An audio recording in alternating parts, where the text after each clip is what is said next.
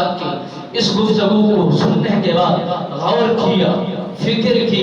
90 برس ہو چکے ہیں اور 90 سال ہو چکے ہیں، ہمارے ہاں کوئی اولاد نہیں ہے، تو ابھی کوشش کر دیکھنی چاہیے، اللہ کا فضل ہو جائے، اللہ کی مہربانی ہو جائے، وہ کریم رب ہے، جب بھی دے دے، جس وقت بھی دے دے، جس سہارے بھی دے دے، وہ کریم رب ہے، مہربان رب ہے، مہربانی کر دے گا۔ سبب کی ضرورت ہوتی ہے، آگے کی کوئی ضرورت نہیں، سبب جب بن جائے وہ کرم نوازیاں خود بخود ہو جاتی ہے۔ حضرت ابراہیم علیہ السلام سرکار نے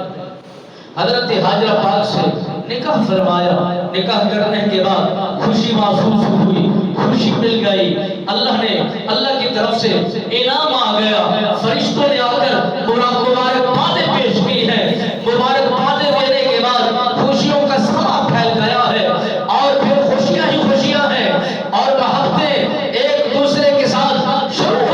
ہو گئی ہیں، اور لوگوں کے اندر یہ محبت کا انداز اس انداز میں پھیلنا ہو گیا ہے کہ حضرت ابراہیم علیہ السلام سرکار نے جو دوسری شادی فرمائی ہے،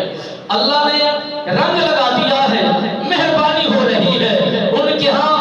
کچھ ایام کے بعد بچے نے جنم لینا ہے۔ حضرت ابراہیم علیہ السلام سرکار نے بارگاہ خداوندی میں دعا مانگی تھی،